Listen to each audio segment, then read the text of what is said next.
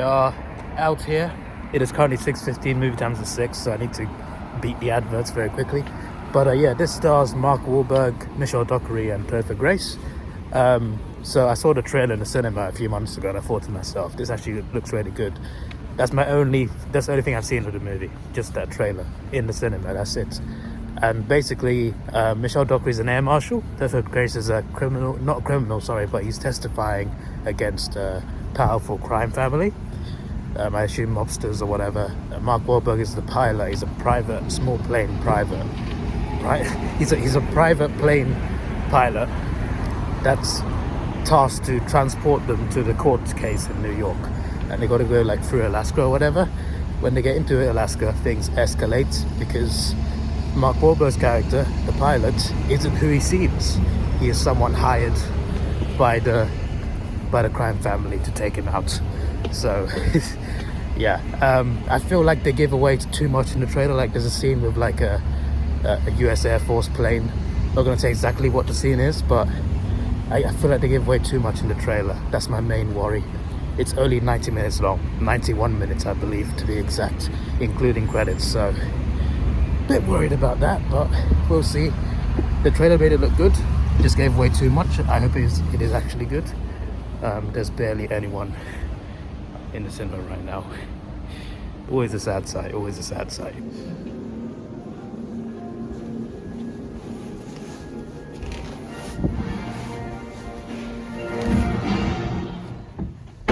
Oh, really great. That poster just for The Brutalist. That's 3.5 hours long, but it's got a good plot and it's got nominated for awards. I wanted to go and see it, but they're not showing it here. They're only showing it at like some cinemas in some parts of London. I'm just like, why is it not shown here? What's going on? Like, it's not even shown at like other cinemas that could be like close enough to get to. I'm just like, I gotta go into the city to watch that. I mean, come on now. Anyway, Flight Risk. So the trailer did give quite a bit away, but not too much, not as much as I thought they'd give away. It does take place mostly on the plane. I did see it had 4DX screenings, and now I understand why it had 4DX screenings. I'm just like, yeah, this would have been crazy in 4DX. Pretty sure Cinema had a like deal this week only, where 4DX is free for unlimited members. You normally pay like extra £4 per ticket for 4DX or IMAX. Apparently it was free this week. Maybe I should have done that because it would have been cool in 4DX. The movie's alright. A few things I got wrong. Topher Grace is sort of a criminal. He works for the family. That's why he has information. He's like a rat, and he's got to testify to take the crime family down.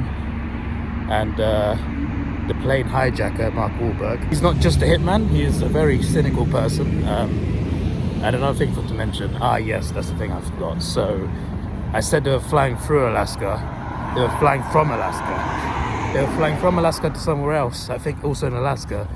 Although Mark Wahlberg obviously was diverting the plane somewhere else. And then they were going to get to New York afterwards. So what I was going to say about Mark Wahlberg was, he may be a guy hired by the family to kill them.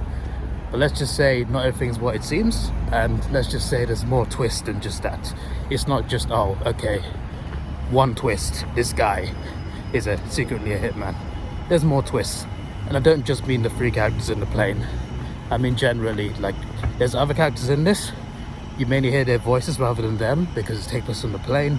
But when the plane gets hijacked, they communicate with radio, flight control, other planes and satellite phones to other air marshals and stuff like that. So there's other characters in this, you just don't see them that much. Just say there's twists with other characters that are not actually on the screen. The movie ends at a certain place. I'm not really too mad at where it ended, although I feel like I wanted more. The ending was actually the kind of ending I expected from this film. It ended the way I thought it would. Not that it's not predictable, it's just that, okay, I thought, okay, it's going to end like this. It didn't leave me thinking, oh, was that it? But it also didn't leave me thinking, oh, that was a weird way to end it. They ended it at a place where I thought they would end it. It's just that because of the seeds they planted, some of the information they gave us, some details they gave us from other characters, I thought to myself, there could be more to this film beyond the flight. But there wasn't. There wasn't.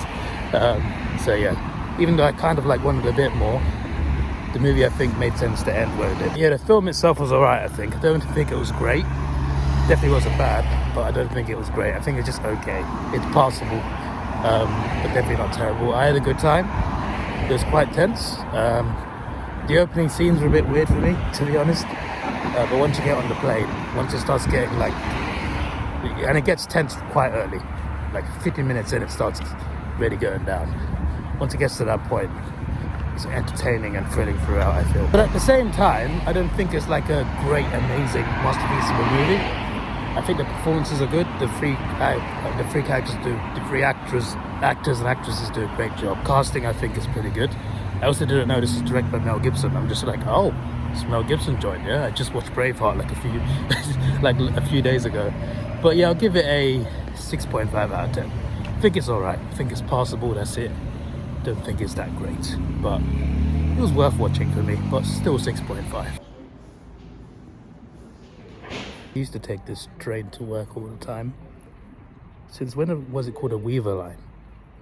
Like our underground trains will have line names, Victoria Line, Piccadilly, whatever. But Overground never has its own names for the lines. Since when was this? I feel like I live in the cave or something, because when did this happen? But yeah, that was the first film I watched in 2025. Well, it wasn't, but it's the first 2025 film I watched in 2025, because the ones I saw last week or a couple weeks ago were 2024 films, even though they released 2025, so, or they released Christmas time actually, but yeah, no, there's still 2024 movies coming out in March. Release dates are weird, but it is what it is. Next time I come to the cinema, I'm not sure what movie it'll be for, but I'm definitely going to watch Captain America. Looking forward to that. Hopefully it's good. I'm not too sure. I'm not confident completely. I have my doubts about it, but I'll turn up. I hope it's good. So hopefully that's good. Apart from that, I don't know if there's got to be something coming out before that, but I don't know. I guess we'll see. If not, I'll see you then. And as for holiday vlogs, of course, April. Gotta wait till April. It's a long time, I know, but it'll be worth the wait. But yeah, on my way home now, and about to get the train. It's very quiet right now. 2 minutes away. You know, there could have been more vlogs, you know, this month. There could have been a few more vlogs. Arsenal vlogs. I had tickets to 4 games, 4. I had to sell all of them.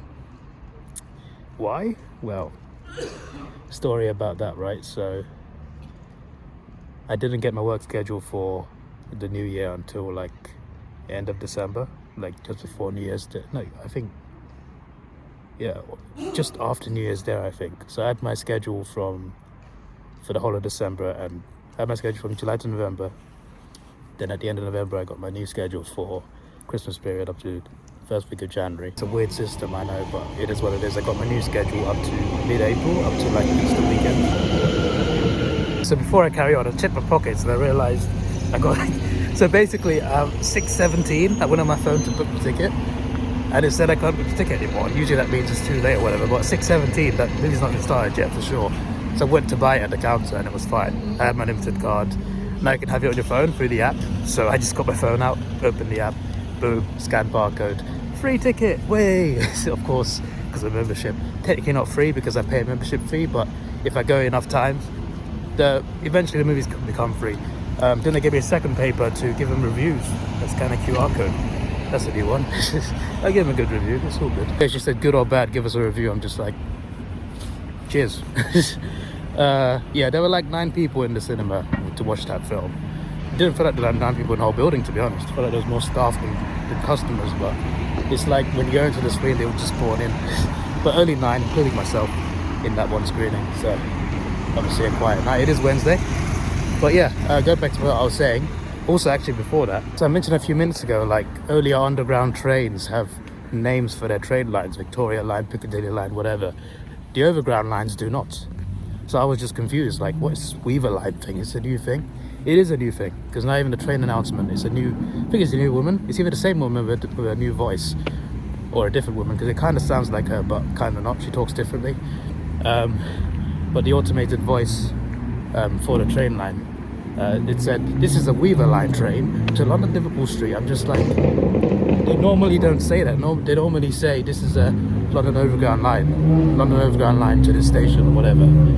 They said Weaver Line, so it's actually a new thing. They've now named all the overground train lines. I guess it's better for tourists, to be fair. I don't know why tourists come to this area, but I guess they all have names now, because I noticed like other line names that are new to the overground on the train information. But yeah, going back to what I said, there's 4 Arsenal tickets, right? Because I didn't get my work schedule for the new year up to like mid-April, up to Good Friday, that weekend, until the start of January. Arsenal tickets for January games, obviously they go on sale way before that. So I had to buy those tickets and hope that I was off those days, because I did not know. I had no idea about what my schedule was until I actually got it. So I booked those 4 tickets. The first game, Carabao Cup semi-final against Newcastle, we lost that game actually, so maybe it's a blessing I missed it, but I couldn't go to that game because I was working that day, and I could have swapped my day because I was off the day before, I think, or the day after. I can't remember which one it was, but literally that game was a few days after I got my schedule, so it was way too short notice. The next game I got was a few days later against Man United in the FA Cup. We lost that game too on penalties. Again, maybe a blessing that I missed it. And then the third game was against Dinamo Zagreb Champions League. We won that game 3-0. Would have loved to be there. Unfortunately, my schedule did not allow for that. And the most annoying one is this weekend against Man City. Can't go to the game. You know what's the worst thing about it, right? It's on Sunday. I have 2 Sundays off every 3 Sundays. So my schedule is similar to before Christmas. I was off the 2 Sundays before this Sunday, the 2 Sundays after this Sunday, but not the Sunday I need off. How unlucky is that? How unlucky is that? And weekends are just very confusing to swap days for, unless you have a good reason. So all 4 games missed out on. We did lose 2 of them, and the other one's still yet to play. But that's just frustrating. So you could have had 4 Arsenal vlogs to start the new year, but it is what it is. Also, I don't like the selling system on Arsenal, right? Arsenal ticket exchange, right? You sell your tickets, it's sold to another member. You sell it online, it's all allowed, all policy, as long as you sell it through the Arsenal website. You can't just claim your money straight away. They credit your account and you got to withdraw it. But you can only withdraw it on the last week of the month, every month. So start of January, I'm thinking, oh, I just missed the window. So I got to wait another 3 weeks to withdraw my money, which is actually this week. Forgot to do it, so I do it today. Otherwise I would have missed it. If I missed it by Friday, I would have been like, oh, I got to wait till February now. But the point is, I bought these tickets in like November, December, and I can't get a refund until the end of January. Weeks after the games are done. And I looked at my schedule, and I looked at it and I thought, oh no. I checked with my schedule. I can't go to any games until April. May is the only possibility, and that's the last month of the season. Yeah, with life, it is what it is, you know? It is what it is. Some things you get, some things you don't get. In terms of Arsenal games, I get no things, apparently. I just got notification just now saying Arsenal women have scored their 4th goal in the 25th minute. I'm just like, oh, that's nice. The men, however, are playing right now, I believe, just started. Playing against Girona, final Champions League game, so gonna go catch a bit of that game. Obviously, I mean, most of that game, a bit of that game. I've only missed the first few minutes. But yeah, I'm gonna watch that game and chill and edit some videos, get some videos recorded, and probably stream tonight. I streamed Mafia last night, really enjoyed playing that. And then tomorrow I'm back to work for 4 days, and then I got Monday and Tuesday off.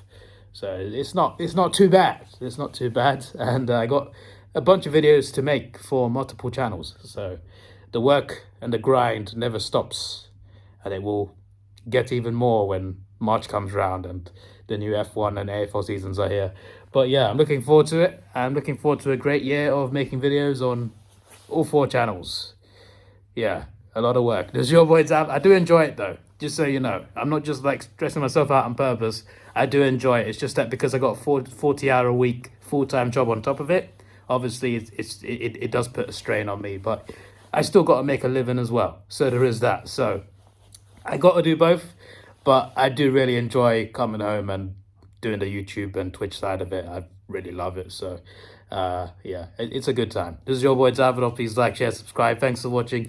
Have a good day. It's getting a bit warm in here. The heating's on. Actually, one more thing. Just one more thing. My mom said to me, I brought some chocolates. I'm just like, okay, I'll try some chocolates. I'll treat myself. Why not? Easter egg! Easter egg! We've got Easter eggs in January. It's January. It was Christmas a few weeks ago, and there's already Easter eggs in the shops. That's unbelievable. That is shocking and vile. How can you? This is way too early. This is what I say about Christmas in November. It's too early for the Christmas lights and the Christmas songs on the radio. This is the same thing. Why have we got Easter eggs in January? I've had enough of it. I've had enough. Goodbye.